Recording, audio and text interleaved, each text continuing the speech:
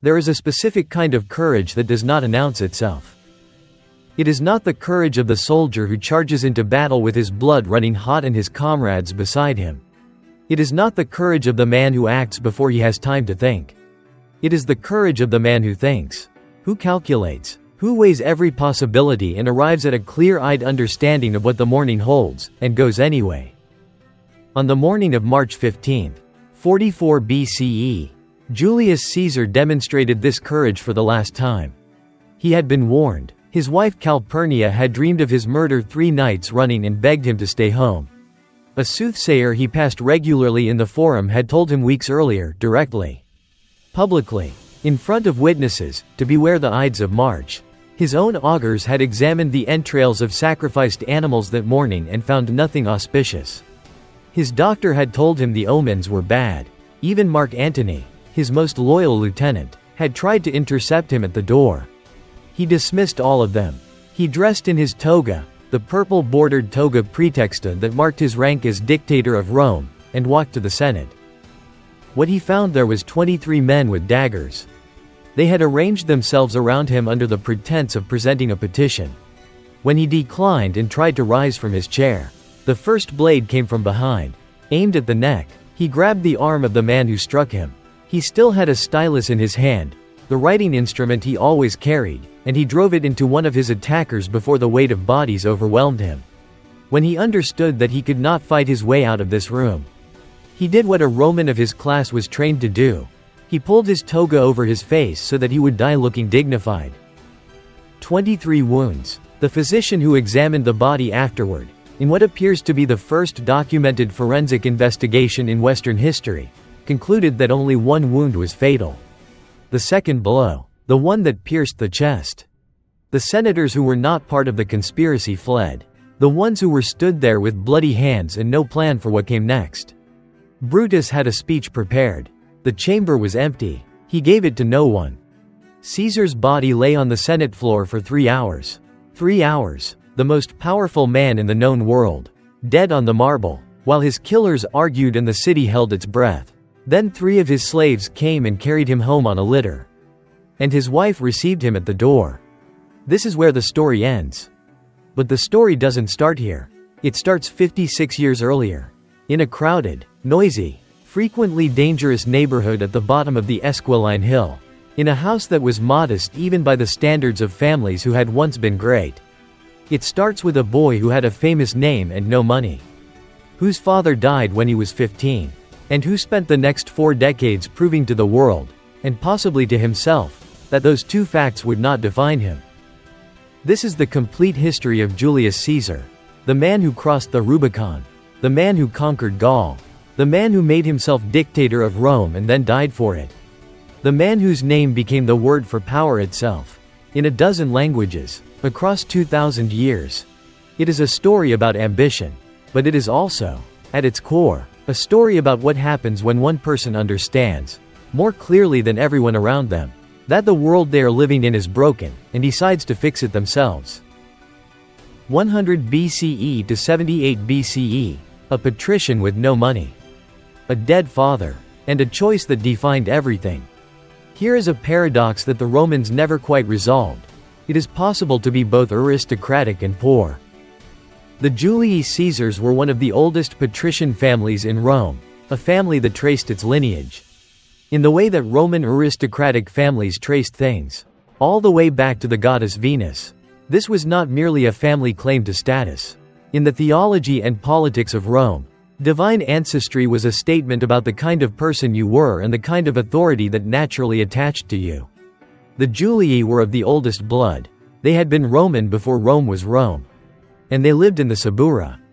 The Subura was the neighborhood that Rome preferred not to think about, a dense, loud, dangerous district of apartment blocks and street markets and taverns and prostitutes and small-time criminals.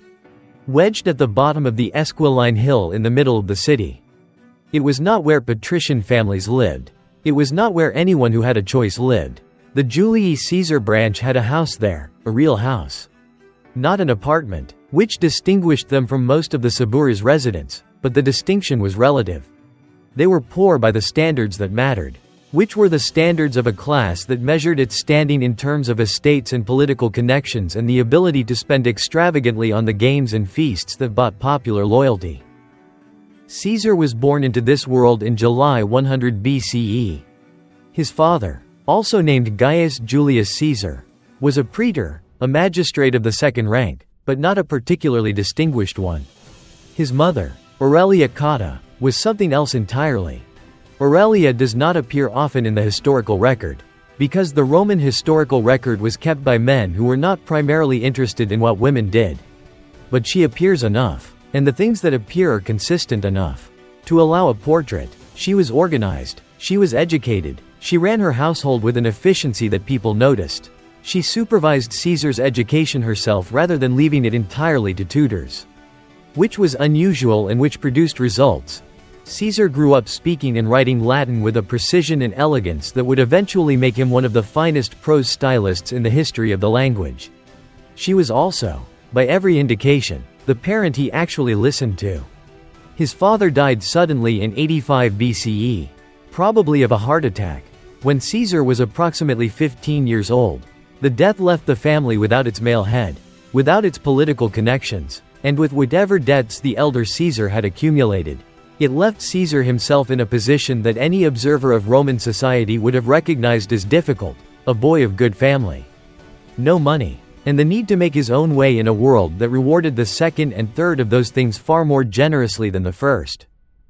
He was engaged to be married to a girl from a wealthy family, an arrangement that would have provided the financial foundation his own family lacked. He broke the engagement. In its place, he married Cornelia, the daughter of Lucius Cornelius Cinna, a populist politician and one of the most powerful men in Rome in the early 80s BCE. The marriage was a political alliance. Yes, but also something more personal. Caesar would remain devoted to Cornelia in a way that was not automatically expected of Roman men, who had broad social license for infidelity. When she died in 69 BCE, he wept at her funeral in public, which was considered excessive for a man of his age and class, and said so to her and to the crowd, in a public speech that made people uncomfortable in the specific way that genuine feeling makes people uncomfortable when they expect performance. But that was later. First there was Sulla. Lucius Cornelius Sulla was a general who had done something that Roman tradition held to be the most serious crime a Roman could commit. He had marched his legions on Rome itself, crossing the city's sacred boundary with an army and seizing power by force. He had done it in 88 BCE. He did it again in 83 BCE. The second time, he made himself dictator and published his proscriptions, lists of men who were declared enemies of the state, who could be killed by anyone, whose property would be confiscated. Caesar's new wife was the daughter of one of Sulla's enemies. Sulla sent word to Caesar, divorce her. Caesar was 18 years old. He had no money, no army, and no powerful allies. Sulla was the dictator of Rome and had demonstrated his willingness to kill enemies without hesitation. The entire Roman aristocracy was in the process of calculating what compliance with Sulla's demands would cost them and what refusal would cost them, and choosing compliance. It was the rational choice. It was what men who intended to survive did. Caesar refused. He refused without apparent hesitation, without visible fear, and without any plausible strategic calculation that explained why a young man with nothing should choose this particular hill. Then he went into hiding, moving through the countryside as Sulla's agents searched for him. He had malaria during part of this period, which required him to move between hiding places while ill. He bribed his way past at least one set of agents who caught him. His family used whatever connections they had at Sulla's court to petition for his life. Eventually, the pardon came. Sulla granted it, and reportedly made a remark that his advisors would later spend a great deal of time wishing he had heeded in this young man. He said, "There are many Mariuses. Gaius Marius was Caesar's uncle by marriage, the great populist general. The enemy of everything Sulla stood for. The man whose memory Sulla had spent his career trying to erase. To see many Mariuses in Caesar was to recognize in a boy of 18 who had nothing except the nerve to say no to a dictator. Something that the Rome of that era did not have enough of a category for." Sulla was right, but he gave the pardon anyway. And Caesar, Freed, immediately left Rome for military service in Asia Minor.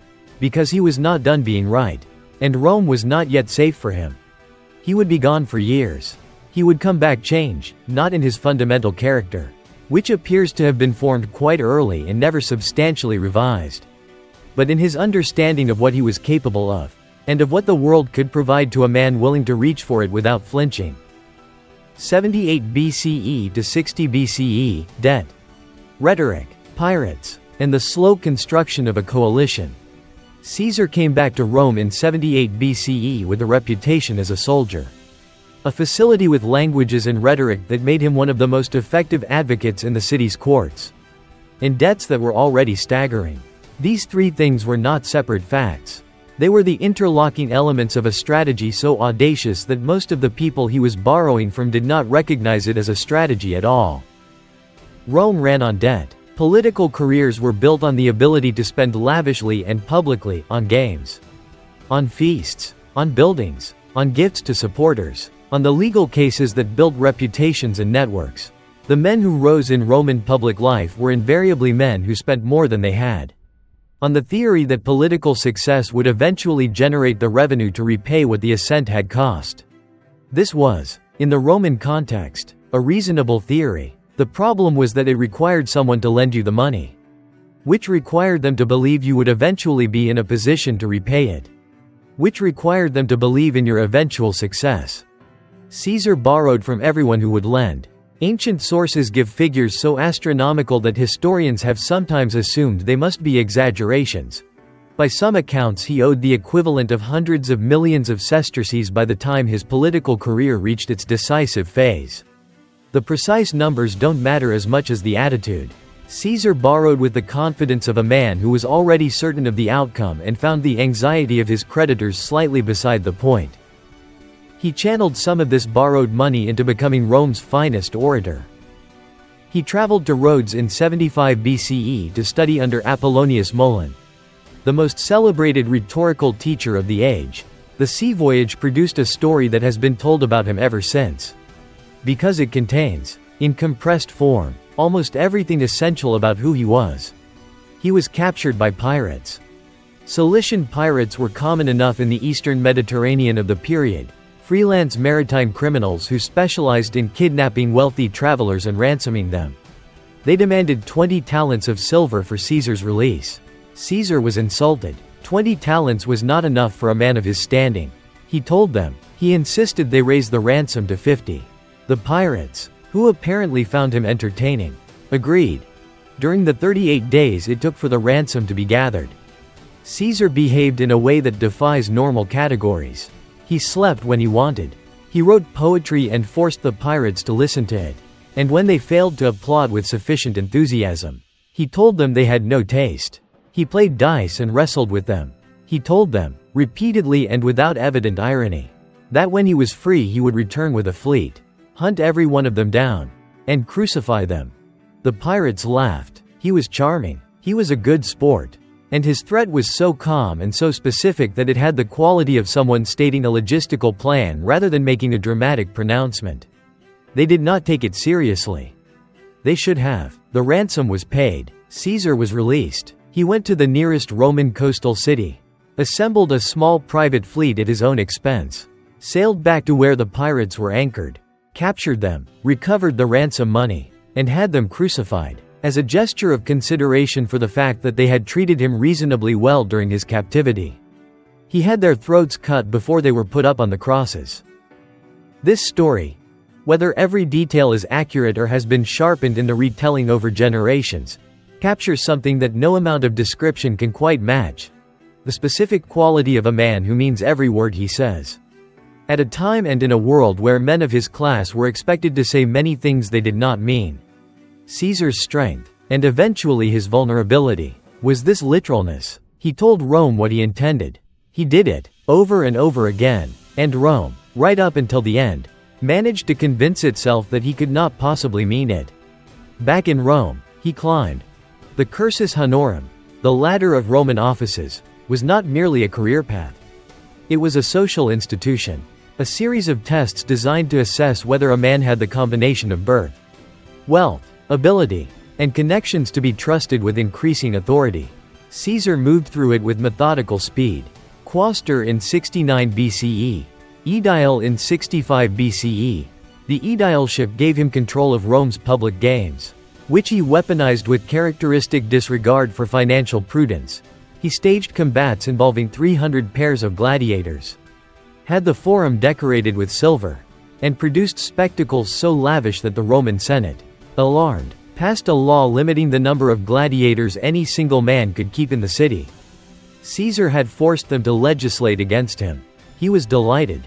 He was also building the alliance that would make his final ascent possible.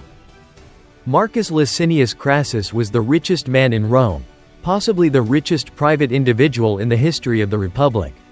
He had made his fortune through real estate speculation, silver mines, and an innovative fire brigade that purchased burning buildings at emergency prices and then rebuilt them for profit. His money was everywhere, but his political influence was limited by the one thing he lacked: military glory. Gnaeus Pompeius Magnus, Pompey the Great, was the inverse. A general whose campaigns had made him the most celebrated soldier of his generation, whose eastern settlements had reorganized the Roman world, whose name was spoken from Britain to Babylon. But Pompey's relationship with the Senate was perpetually difficult, because the Senate was reasonable in its fear of a man with that much military credibility and that few constitutional constraints.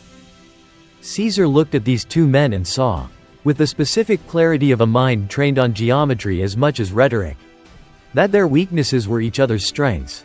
Crassus needed a general's reputation. Pompey needed a political operator who could manage the Senate. Caesar needed the money to fund his campaigns and the military credibility that Pompey's endorsement would provide. 3 problems, 1 solution. In 60 BCE, the first triumvirate was formed. It had no legal standing, no formal institution, no public announcement. It was 3 powerful men agreeing over dinner to stop working against each other and start working together. And for the next several years, through this informal arrangement, the Roman Republic was governed by a coalition of 3 private citizens, none of whom held any office that technically entitled them to do what they were doing. Caesar was elected consul for 59 BCE. He used the year with an efficiency that still impresses historians studying it 2,000 years later. Land was distributed to Pompey's veterans and to the landless poor of Rome, legislation that the Senate had been blocking for years. Pompey's eastern settlement was ratified. Laws that had stalled and conservative obstruction were passed. His political debts were paid. New ones were created, and arrangements were made for his proconsular command. He would go to Gaul. He would go with legions. He would go with a 5-year mandate that was later extended to 10. He would go to a territory that was officially at the edge of the Roman world, where a man with sufficient legions and sufficient nerve could do things that the Senate in Rome could not easily supervise or prohibit. He was 41 years old. He had never commanded an army. He was about to become the finest general of his age. 58 BCE to 50 BCE, 8 years in Gaul. 1 million dead, and a general who became a god. To understand what Caesar did in Gaul, you need to understand what Gaul was. It was not a province. The Romans had provinces, organized territories with governors and tax collectors and the full administrative machinery of the empire. Gaul was something else, the vast, forested, tribal expanse of territory north and west of the Alps, home to dozens of Celtic peoples with their own languages, their own kings, their own traditions of warfare, and a history of making Rome extremely uncomfortable. 4 centuries earlier, the Gauls had sacked Rome itself. The memory had not faded. When Caesar looked north from his province of Cisalpine Gaul, he was looking at a world that Rome had not conquered, and that had, in living cultural memory, conquered Rome. Caesar went in on a pretext. The Helvetii, a large Celtic confederation from what is now Switzerland, were migrating westward through territory that Rome considered under its protection. Caesar blocked them. They tried to force their way through, and a war that nobody had formally declared had begun. Within weeks, Caesar had defeated the Helvetii and pushed them back. Within months, he had extended his operations to deal with Germanic tribes crossing the Rhine. Within a year, he was fighting in territory that his mandate had never contemplated, against peoples who had never threatened Rome in any meaningful sense. and doing so with the specific legal creativity of a man who understood that the Senate was 3 months away by messenger and that the facts on the ground were, in practice, whatever he said they were. What followed over the next 7 years was one of the most consequential military campaigns in the history of the ancient world, and one of the most meticulously documented. Because Caesar was writing about it as he was doing it. The Commentarii de Bello Gallico, the war commentaries, are remarkable documents. They are written in the third person, as if by a neutral observer. Caesar decided. Caesar ordered. Caesar observed. This grammatical choice is not modesty. It is the opposite. It is the construction of an authoritative, dispassionate narrator who happens to be the same person as the subject, and who is using the distance of the third person to make his own decisions look as inevitable and reasonable as the movements of weather systems. They were dispatched to Rome during the campaigning seasons, read aloud in the Forum and the Senate, and received with the enthusiasm that good war reporting has always generated in populations safe from the actual war. The war itself was more complicated than the commentary made it appear. Caesar was fighting multiple campaigns simultaneously, suppressing uprisings behind him while advancing in front, managing supply lines over terrain that his engineers were sometimes building roads across as the legions marched, adapting to a style of warfare that was fundamentally different from anything the Roman military tradition had prepared him for. Gallic warriors did not fight like Roman legionaries. They relied on the initial shock of a mass charge, on speed and ferocity and the terror of that first impact. When the impact failed, when the Roman lines held and the legions began their methodical advance, the battle was usually over.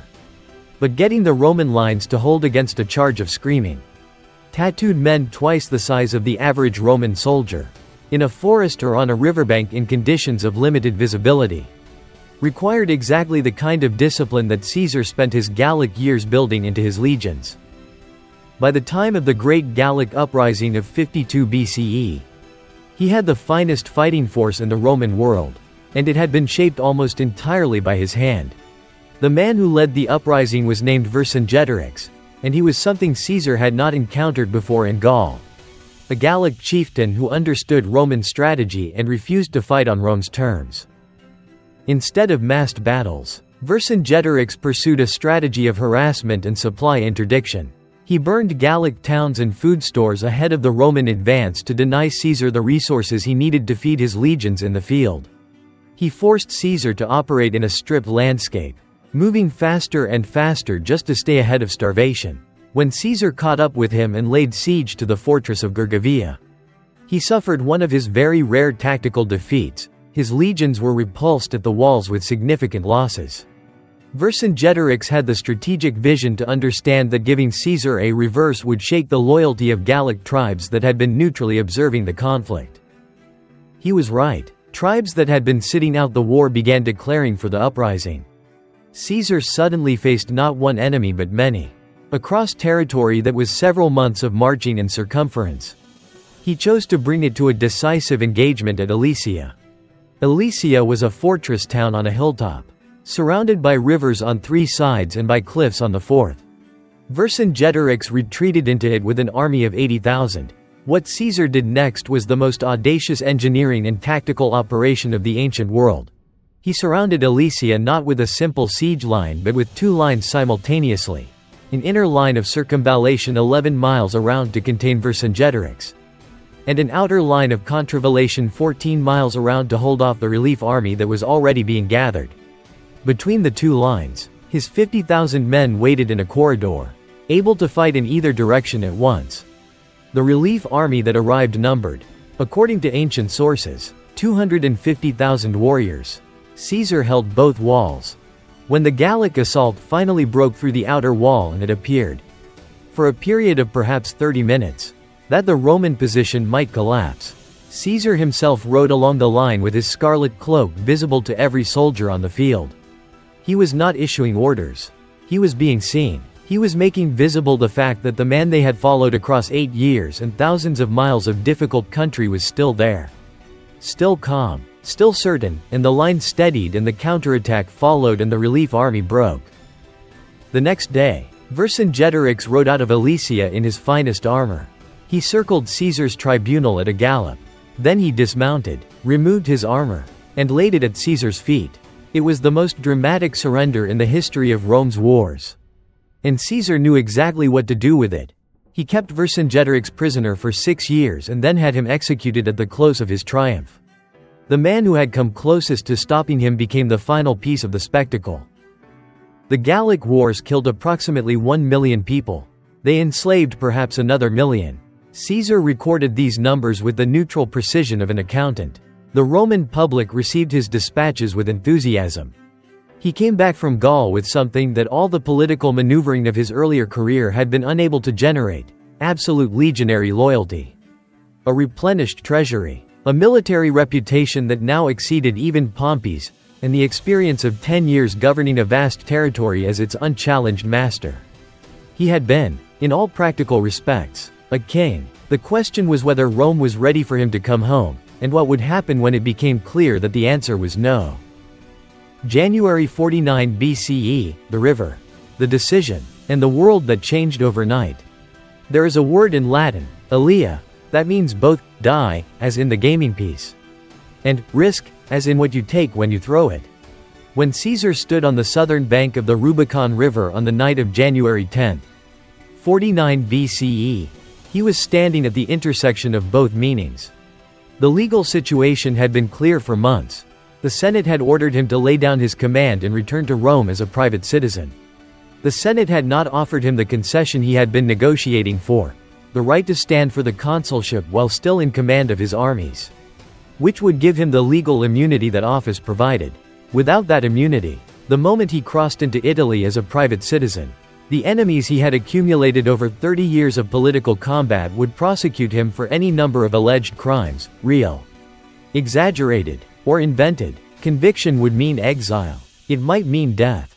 Pompey, who had been his ally, and his son-in-law, Caesar's daughter Julia, whom Pompey had genuinely loved, had died in childbirth in 54 BCE, and with her some significant portion of the personal bond between the men, had now aligned with the Senate's conservative faction. He had been given command of Rome's forces in Italy. He had reportedly told the Senate that he could raise legions by stamping his foot on Italian soil.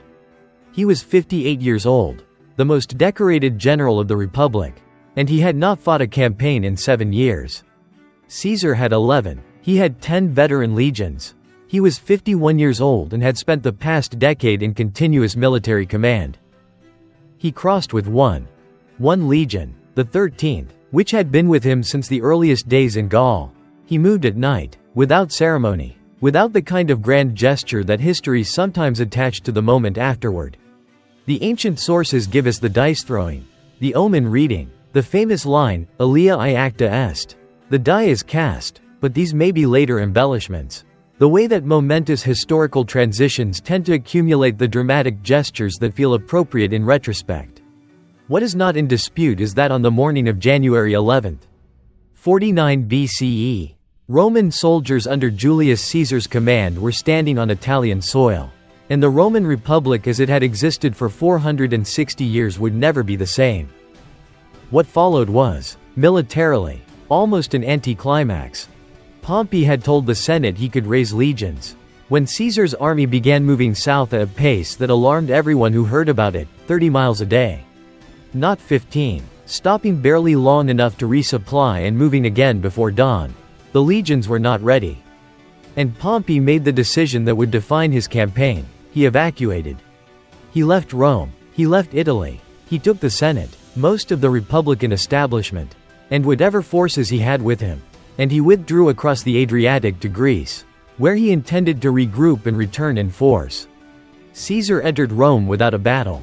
He found the treasury, which the fleeing consuls had not had time to empty, and used it to fund the next phase of the war. He met with whatever senators remained in the city, presenting himself not as a conqueror but as a magistrate seeking reconciliation. He issued proclamations of clemency. He guaranteed the safety of anyone who had opposed him and now wished to make peace. This was the most deliberate political choice of Caesar's career, and it was as radical in its Roman context as the military achievement it accompanied. Every previous Roman general who had seized power by force had done the same thing afterward: proscriptions, lists, names published in the forum, Men hunted down, property confiscated, families destroyed. It was what Marius had done. It was what Sulla had done.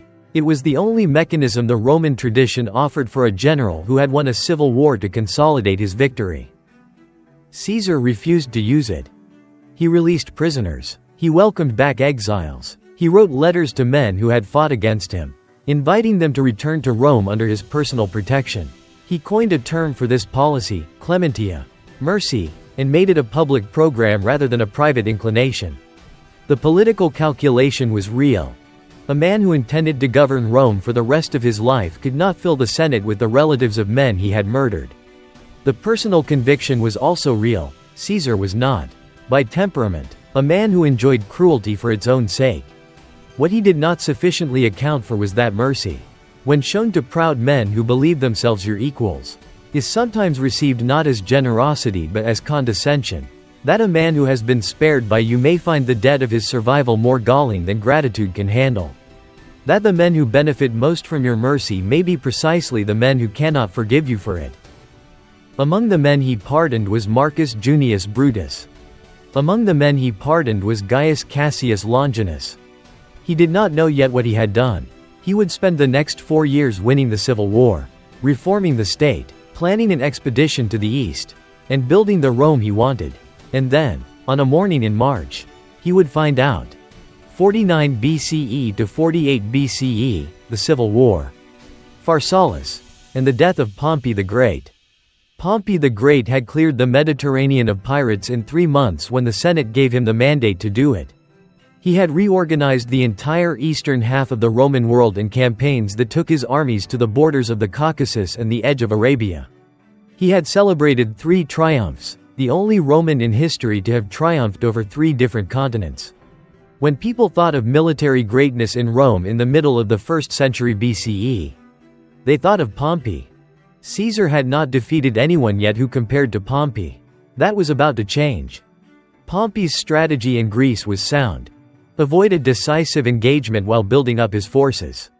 Interdict Caesar's supply lines, and wait for the inevitable attrition of an army operating far from its base.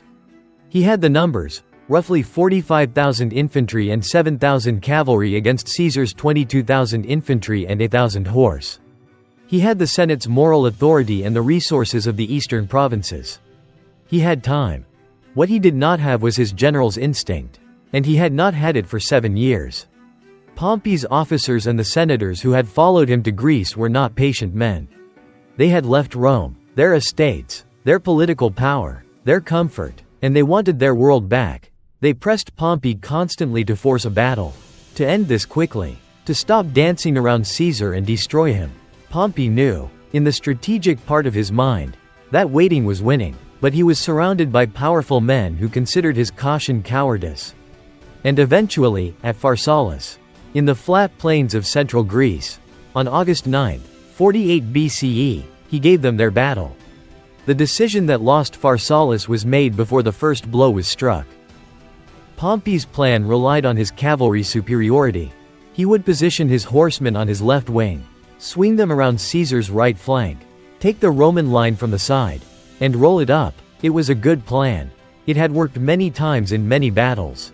But Caesar had spent 8 years fighting Gallic cavalry who used exactly this tactic.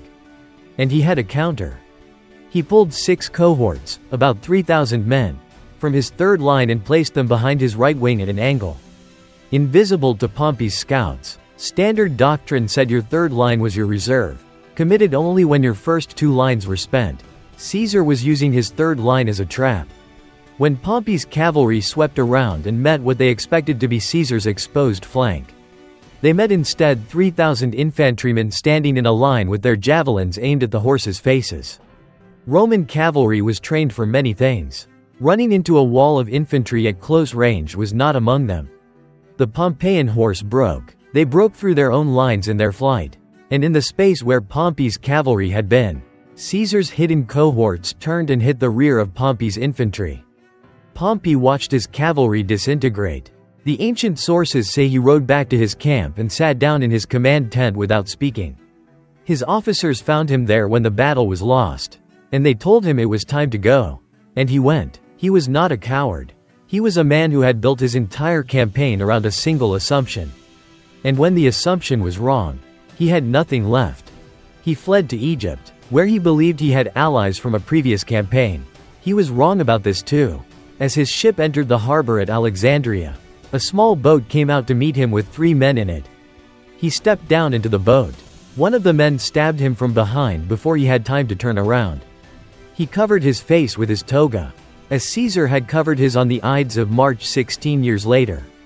And he died in the bottom of a fishing boat in a harbor he had never intended to visit. When Caesar arrived in Egypt 3 days after Pompey, the representatives of the young pharaoh brought him Pompey's head, preserved, as a gift. Caesar turned away from it and wept. He had Pompey's killers executed. This response, weeping for the man he had driven into exile, punishing the men who had murdered that man, is characteristic of the most complex version of Caesar. The one that resists simple interpretation. He was not performing grief. He was not simply calculating the political advantage of seeming magnanimous. He was both of those things. And also something else. A man who had genuinely respected Pompey. Who had spent 17 years in complicated relationship with him. And who had preferred to fight him to a conclusion rather than have someone else end the story before the final chapter. Pompey's death closed one chapter. It opened another. Caesar was in Egypt, at the edge of the world he knew. And Egypt was in the middle of a succession crisis that was about to become considerably more interesting. 48 BCE to 44 BCE, Cleopatra. The Nile, and the only person who matched him. Cleopatra VII Philopator was 21 years old when Caesar arrived in Alexandria. She was also, technically, in exile. Her younger brother, who was simultaneously, in the Egyptian royal tradition, her husband, had recently won a brief civil war against her and driven her from the court. She was in Syria, raising an army, waiting for an opportunity. Caesar's arrival in Alexandria, where the Ptolemaic court was trying to manage his presence carefully and keep him from taking sides in their domestic dispute, was the opportunity she needed. The way she took it has been told for 2,000 years. Rolled in a carpet, or wrapped in linen, carried by a single servant who presented the bundle as a gift to the Roman general. Whether the detail is literal or has been sharpened by retelling, the logic behind it was real. She needed to get past the court that was watching the palace entrances. She needed to appear before Caesar directly, without intermediaries who would frame her as a threat or a problem. She needed 5 minutes of his undivided attention. She got considerably more than 5 minutes. What Caesar saw when the carpet or the linen or whatever it was unrolled is not recorded in terms that tell us what she actually looked like. Ancient writers were more interested in her intelligence and her presence than in her features. A fact that modern readers sometimes find frustrating and ancient readers apparently found obvious. Since her power over extraordinary men clearly did not derive from being conventionally beautiful in the way that Hellenistic artistic conventions understood beauty. What she had was something harder to categorize and more durable in its effect. She was the only person in Caesar's personal world who was operating at his level. She was running a kingdom under impossible circumstances. Navigating a court that would have killed her if she gave it the opportunity. Speaking 9 languages, and thinking 3 moves ahead in a political game where losing meant death. Caesar had spent his career in rooms full of intelligent, ambitious men. He had never been in a room with someone quite like this. Within days he had decided to support her claim against her brother. The Alexandrian War that followed was one of the most genuinely dangerous episodes of his career. He was caught in the palace with a small force, cut off from reinforcement, facing the combined hostility of the Egyptian army and the Alexandrian population. He burned part of the harbor fleet to prevent it being used against him. The fire spread to the famous Library of Alexandria, and some portion of the greatest collection of books in the ancient world was destroyed. Though how much is debated by historians to this day. He swam across part of the harbor at one point when the dock became untenable. Holding documents above his head, he held on through the winter, was eventually reinforced, and won. Then he stayed in Egypt for several months. This is the part of Caesar's biography that his ancient critics found most difficult to explain and most enjoyable to attack.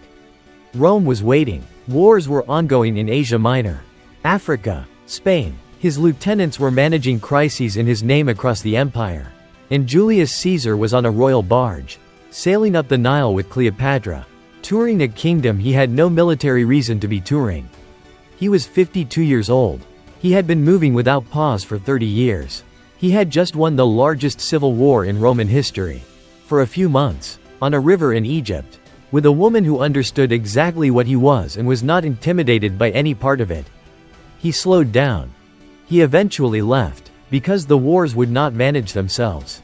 In 47 BCE he destroyed Pharnaces of Pontus in a campaign so fast that his dispatches to Rome summarized it in 3 words: Veni, Vidi, Vici. I came, I saw, I conquered. The phrase was written to be quoted. And it has been, every day for 2,000 years. In 46 BCE he defeated the last Pompeian forces in North Africa at Thapsus. In 45 BCE he crushed the final resistance in Spain at Munda, the battle he described, after it was over, as the one that had frightened him most. Because for an hour in the middle of it he had genuinely thought he was going to lose. Cleopatra came to Rome. She was installed in Caesar's villa across the Tiber. With the child she said was his, Caesarion, little Caesar. Caesar did not formally acknowledge the boy, because Roman law made the acknowledgement complicated, but he did not deny the relationship either. Roman society watched with a particular combination of scandal and fascination that it reserved for things it found simultaneously transgressive and irresistible. Caesar had 4 victories to celebrate and the world at his feet. He came home to build it into something that would last. 46 BCE to 44 BCE.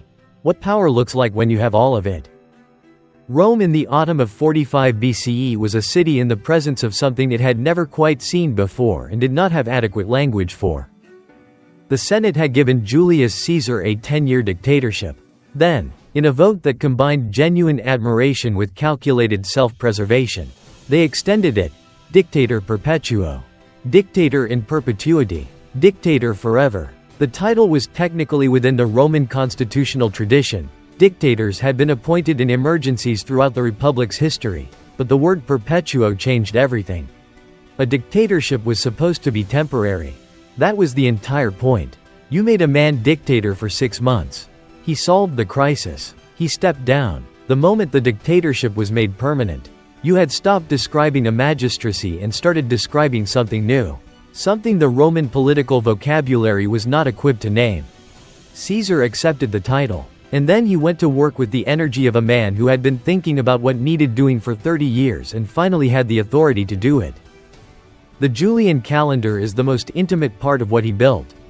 The Roman calendar, by 46 BCE, had drifted so badly from the actual solar year, through a combination of poor design and political manipulation by priests who inserted or removed days for their own purposes, that the calendar winter was occurring in the autumn and the calendar spring in what was actually summer. Caesar commissioned an Egyptian astronomer named Sosigenes of Alexandria to design a replacement. Sosigenes produced the Julian calendar, 365 days in a year, with an extra day inserted every 4 years to account for the quarter-day remainder of the actual solar year. The year 46 BCE itself required 445 days to bring the calendar back into alignment with the seasons. Romans called it the Year of Confusion. It was the last year of confusion. When Pope Gregory XIII made a minor correction to Caesar's calendar in 1582. He was adjusting it, not replacing it. The Gregorian calendar that the world uses today is Caesar's calendar with a 16th century repair. He reformed the Senate, expanding its membership from around 600 to 900 and including Italians, Gauls, and provincials, people who had historically been excluded from the body that governed their lives. He reorganized the courts, reducing corruption by changing how judges were appointed. He distributed land to veterans and to the Roman poor. He reformed the debt laws. He regulated grain distribution. He planned new colonies from Spain to Asia Minor. He commissioned a comprehensive legal code that was not completed until the reign of Justinian. 5 centuries later, he began designing a canal across the Isthmus of Corinth that would not be built until the 19th century. He was also planning the war that would define the next decade. Parthia, the empire east of the Euphrates, had humiliated Rome in 53 BCE. destroying the army of Marcus Licinius Crassus at the Battle of Carrhae and killing 40,000 Roman soldiers along with Crassus himself. The eagle standards captured at Carrhae were being held in Parthian temples as trophies. Caesar was assembling the largest Roman army yet organized, 16 legions, 10,000 cavalry, and preparing to march east and take them back. The campaign was scheduled to begin in March 44 BCE. It was now February, and in the private houses of 23 senators, conversations were reaching their conclusions. The conspiracy against Caesar was organized around two men whose motivations were entirely different, which was part of what made them effective together. Marcus Junius Brutus was a philosopher who believed in the Roman Republic as a moral institution, not merely a political arrangement. He had written about it, lectured about it, organized his life around the conviction that the collective deliberation of the Senate was the only legitimate basis for Roman governance, and that any individual who concentrated power in himself was, by definition, a tyrant, regardless of what he did with that power. He had opposed Caesar throughout the Civil War, been pardoned, been given a governorship, been treated with conspicuous respect. The respect may have made it worse. A man of Brutus's character could tolerate being an enemy. Being a favored subordinate was harder. Gaius Cassius Longinus was simpler and harder. He had hated Caesar since the Civil War, with a directness that Brutus dressed in philosophy but Cassius kept in its plain form. He was also an organizer, the kind of practical intelligence that takes a philosophical conclusion and turns it into a schedule. Together, they recruited 21 others. They chose their location, the Senate meeting in the Curia of Pompey, the large hall attached to the theater complex that Pompey had built. They chose their date, the Ides of March, the day before Caesar was leaving for the east. They chose their method, blades, in the open, in front of witnesses, so that there could be no question afterward of who had done it and why. What they did not choose, with any clarity, was what came after. They had a plan for the killing. They had almost no plan for the morning of March 16. March 15, 44 BCE, 23 wounds and the end of the Roman Republic. On the morning of March 15, 44 BCE, Caesar's servants had difficulty waking him. He had not slept well. Calpurnia had been dreaming. He heard her out. He listened to his augurs. He sent word to the Senate that he was unwell and would not be attending the session. He was 55 years old and he had been warned by enough sources, over enough weeks, that something was being planned against him, that the decision to stay home was not cowardice. It was ordinary prudence. Then Decimus Brutus, a different Brutus from Marcus, a man who had served under Caesar in Gaul for years, one of the conspirators, came to the house and told him that staying home would be seen as fear, that the Senate was waiting, that postponing would be embarrassing. Caesar had a specific and well-documented sensitivity about being seen as physically afraid. He got up and dressed. He met the soothsayer who had warned him in the street.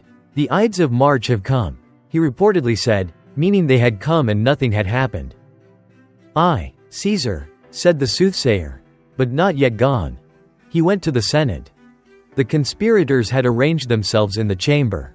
As Caesar took his seat, one of them approached with a petition, a request for the recall of his exiled brother. Others gathered around as if adding their support, which was entirely standard behavior. When Caesar declined and tried to stand, the first man pulled Caesar's toga from his shoulder, the signal. The blade came from behind, aimed at the neck. Caesar grabbed the arm of the man who had struck him. He had a stylus in his other hand, the writing instrument he habitually carried, and he drove it into one of the men pressing around him. He was strong. He struggled, but there were 23 of them and one of him. And within seconds the weight of bodies and the accumulation of wounds made continuing to fight impossible. When he understood this, he did what a Roman of his class was trained to do. He pulled his toga over his face. Suetonius tells us he arranged his toga carefully as he fell, so that the lower part covered his legs as well. In the last seconds of his life, in the middle of a murder, Julius Caesar was concerned with his appearance. 23 wounds, only one fatal, the second blow, to the chest. The senators who had not been part of the conspiracy fled through the doors and the windows. The Curia of Pompey emptied in minutes. The 23 men who had done this were left standing in a room with a body and a silence that grew heavier the longer they stood in it. Brutus had his speech. The audience was gone. He walked to the Capitoline Hill with his colleagues and delivered the speech about liberty and tyranny to the empty air. And the city did not respond the way he had imagined it would. The shops closed. People went home. An uncertain, frightened quiet settled over Rome. Out in the streets, Caesar's veterans began asking questions. And the questions had the quality that questions from armed men tend to have. Caesar's body lay on the Senate floor for 3 hours.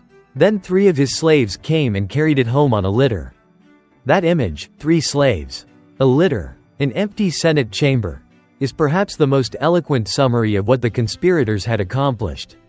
They had killed the most powerful man in the world. They had not planned the next step. The body lay for 3 hours because no one came. Because the republic they had killed for was already so hollowed out that it could not even send an official to collect the corpse of its murdered dictator. 4 days later, Mark Antony read Caesar's will in the Forum. To each Roman citizen, 300 sesterces. To the Roman people, his private gardens across the Tiber. His primary heir, his 18-year-old great-nephew Gaius Octavius, whom he had adopted posthumously. Antony then held up the toga. The toga with 23 holes in it. The toga stained dark. The crowd that had been standing in quiet, processing, not yet decided what to feel, made a sound that the ancient sources describe with the uniformity of people who were there and never forgot it. The crowd burned Caesar's body in the Forum, not at the Campus Martius outside the city walls, where Roman custom said a funeral pyre should be built, but in the Forum, the civic heart of Rome. Because the crowd was not willing to wait, people threw their possessions onto the fire. Their jewelry, their clothes. 2 soldiers threw their swords. The conspirators had expected celebration. They had expected Rome to breathe out in relief. Instead, within days of the murder, they were fleeing the city. Brutus and Cassius would both die by their own hands at Philippi 2 years later. Their armies defeated by Antony and the 18-year-old Octavian, who turned out to be something that no one who looked at him in 44 BCE could have predicted. More ruthless and more patient and more politically gifted than anyone, including Caesar, had imagined. Cicero, who had celebrated the assassination in letters and speeches that he was proud of, was killed by Antony's agents. His head and his hands, the hands that had written the letters, were displayed on the rostra in the Forum. The republic that Brutus had killed Caesar to preserve lasted approximately 3 more weeks in any functional sense. The 15 years of civil war that followed the assassination killed more Romans, destroyed more of Rome's political stability, and wasted more of the empire's resources than anything Caesar had done or threatened to do. When it ended, at Actium in 31 BCE, with Octavian's victory over Antony and Cleopatra, the Roman Empire that emerged was not the republic restored. It was the monarchy the conspirators had claimed to fear, better organized and more permanently established than anything Caesar had been building, and built on the ruins of the constitution they had bled for. Octavian took the title Augustus. He ruled for 44 years, and the name he used, Caesar, his adoptive father's family name, became the word by which every successor would be known. The die had been cast on the banks of the Rubicon. The cast had played out. 44 BCE, present, what Julius Caesar left behind, and why you are still living in it. 18 years old, studying in Greece, when the message arrived. Gaius Octavius read the letter that told him his great-uncle was dead. He had been close to Caesar, closer than most people knew. Educated partly under Caesar's supervision, named as his primary heir in a will that had been drawn up in October 45 BCE. He was by every external measure an unlikely candidate to avenge the most powerful man in the world, slight, frequently ill, with no military experience and no established political base. The men who had killed Caesar were among the most distinguished soldiers and statesmen in Rome. Several of them had legions. Octavian crossed to Italy anyway. What followed over the next 15 years is a separate story, one of the most extraordinary stories in the ancient world. The story of how a sick teenager with borrowed money and a famous name outmaneuvered every experienced politician and general in Rome. But the beginning of that story is Caesar's legacy.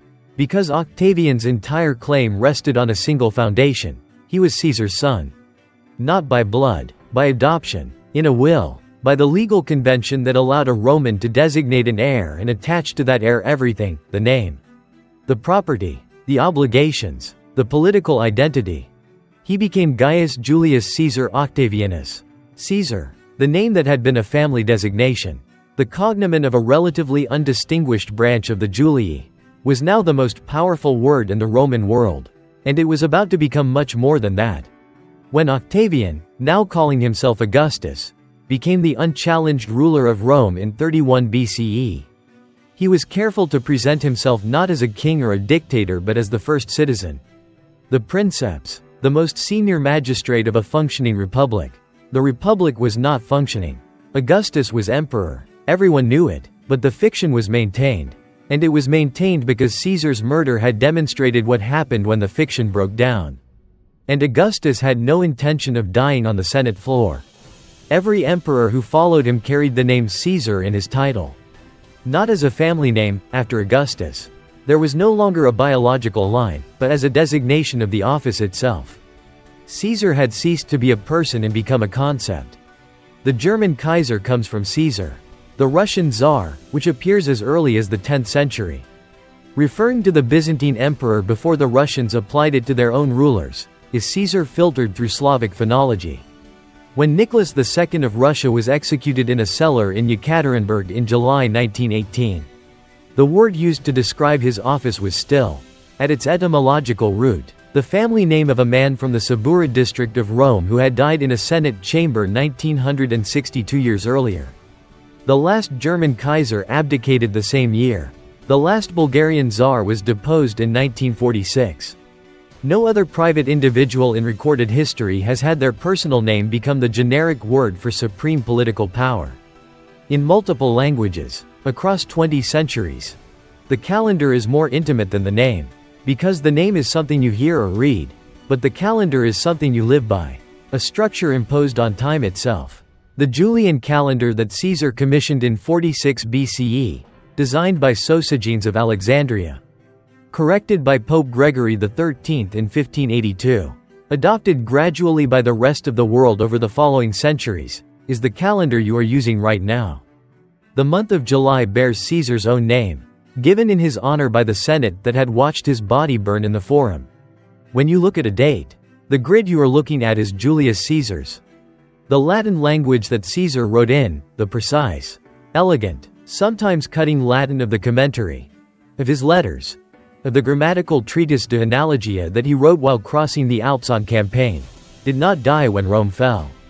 It became the language of the medieval church, the language of European science from the 12th century to the 17th. The mother tongue that evolved into French, Spanish, Portuguese, Italian, Romanian, and through them shaped enormous portions of the world's linguistic inheritance. The legal vocabulary of Anglo-American law is still half Latin. The taxonomy of every species on Earth, every scientific name for every plant and animal, is still in Latin. When you say the word senator, or consul, or dictator, or republic, you are speaking the language that Caesar spoke. His commentary remain in print and in print continuously since the invention of the printing press. And for centuries before that in manuscript. They are still used to teach Latin to students who are learning the language for the first time. Their clean, direct syntax and their controlled vocabulary making them ideal pedagogical material. Generations of students have learned to conjugate Latin verbs from the sentences that Caesar wrote at night in his tent in Gaul, by lamplight, after the day's fighting was done.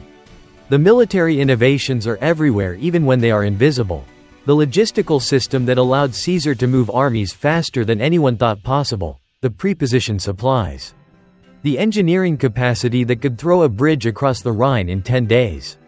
The disciplined march rates that became the Roman standard and then the standard that every European army tried to match for the following 15 centuries. These are the foundations of organized military power. When people study military history, when they analyze logistics and campaign planning and the relationship between supply and maneuver, they are studying a tradition that begins substantially with what Caesar worked out in Gaul between 58 and 50 BCE. The legal reforms he began, and that his successors continued and expanded over the following centuries, became the corpus juris civilis under Justinian, the systematic codification of Roman law that is the direct ancestor of the civil law tradition governing most of continental Europe, Latin America, and large parts of Africa and Asia. When a French judge applies the Code Civil, when a Brazilian lawyer reads the Civil Code, when a Japanese court interprets its commercial law, they are working within a tradition that Caesar helped create. And then there is the thing that is hardest to measure, the concept. The concept that one person, one sufficiently capable, sufficiently energetic, sufficiently visionary person, could govern a complex, diverse, multi-ethnic empire of tens of millions of people more effectively than a deliberative assembly of several hundred men who owed their positions primarily to their family names. Caesar did not invent this concept. Alexander had it, the Ptolemies and Seleucids inherited it, but Caesar transplanted it into Rome, which was the most consequential political institution in the Western world, and made it grow. Augustus refined the transplant. 20 emperors tended it after him. The concept traveled to Constantinople with the Eastern Empire, persisted there for 1,000 years, and seeded itself across the medieval world in the form of the divine right of kings. In the structure of the medieval church, in the idea, so pervasive in Western political thought that it is nearly invisible, that legitimate authority flows from a single source rather than from collective deliberation. Whether this is a good thing or a bad thing is not a question with a simple answer. Caesar's ghost haunts both sides of every argument about individual authority versus collective governance, about the efficiency of concentrated power versus the legitimacy of dispersed decision-making, about whether the man who understands what needs to be done has the right to do it regardless of the process by which he arrived at that understanding. He understood that the Roman Republic as it existed in his time could not govern the empire that Roman conquest had created. He was right. The Republic fell anyway, and faster and more violently than anything Caesar had been doing, because the men who killed him were committed to the form of the institution and not its substance. He was wrong about the men he trusted. He was wrong about how far mercy could take him. He was wrong, on the morning of March 15th, about whether the room he was walking into was safe. He was right about almost everything else. And the name, Caesar, is still being spoken today. Somewhere in the world, every hour of every day. In languages and contexts that would have been incomprehensible to the man it belonged to. In the titles of rulers. In the legal codes of nations. In the calendar everyone uses. In the Latin words embedded in every language descended from Rome. It has been 2,068 years since he died on that Senate floor. His name has not stopped being spoken once. A man on a Senate floor. 23 wounds. A toga pulled over a face so that dignity would survive what the body could not. 3 hours before anyone came to collect him. The men who killed him went to the Capitoline Hill and gave speeches about liberty to an audience that had already gone home. They genuinely believed that Rome would understand what they had done and be grateful. They had killed a tyrant. They had saved the Republic. They had restored the world to what it had been before one man's ambition had bent it out of shape. They were wrong about almost everything. The Republic they saved lasted 3 more weeks. The 15 years that followed were worse, by almost every measure, than anything Caesar had done or threatened to do. The wars that his assassins triggered killed more Romans, destroyed more wealth, consumed more of the empire's stability than Caesar's entire civil war had cost. And at the end of those 15 years, Rome had exactly what the conspirators had claimed to fear: a single ruler with comprehensive power. Better organized and more permanently installed than Caesar had managed to build. And sitting on the ruins of the constitution they had died for. There is a lesson here, though it is a complicated one. It is not simply that the conspirators were wrong. It is that they were right about the symptom and blind to the disease. The symptom was Caesar's power. The disease was a political system that had been designed for a city-state competing with its Italian neighbors and was being used to govern a Mediterranean empire of tens of millions of people across dozens of cultures and languages. That system was going to change. The only question was how, and at what cost, and whether the man who understood what the change needed to be would be allowed to shape it. The answer, on the Ides of March 44 BCE, was no. And so the change happened anyway. 17 years later, at the hands of an 18-year-old boy from a minor branch of the family, who had none of Caesar's gifts except the ones that mattered most: the patience to wait, the intelligence to learn from his adoptive father's single fatal error, and the name. Always the name.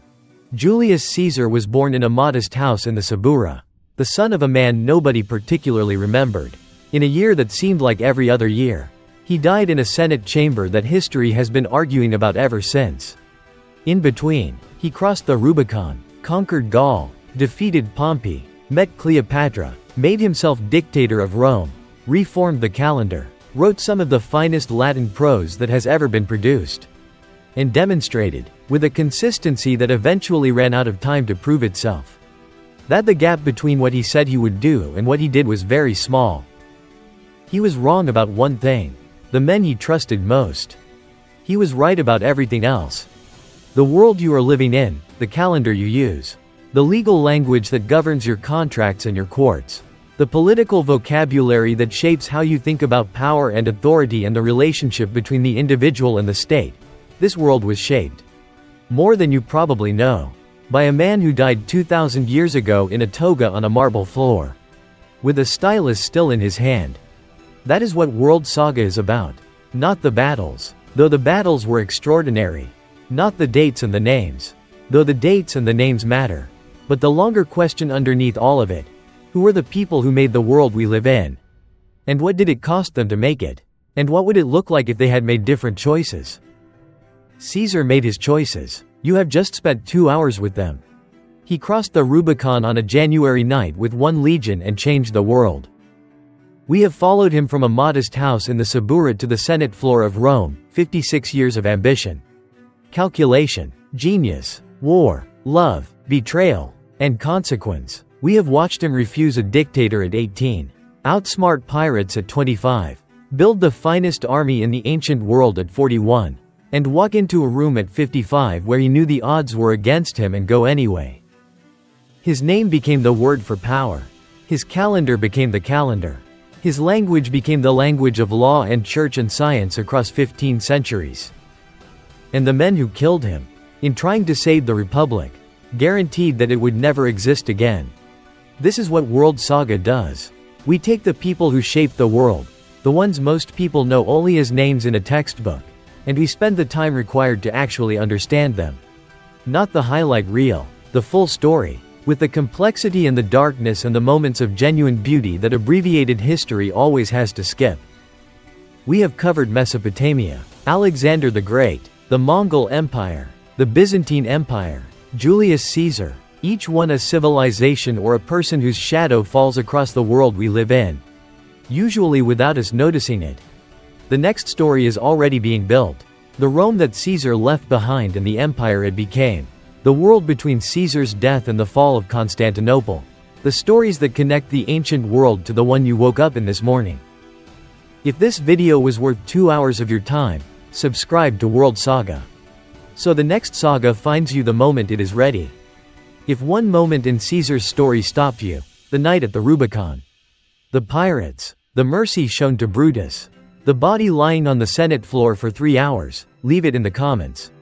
Those conversations are the reason this work exists. And if this video earned it, a like takes 3 seconds.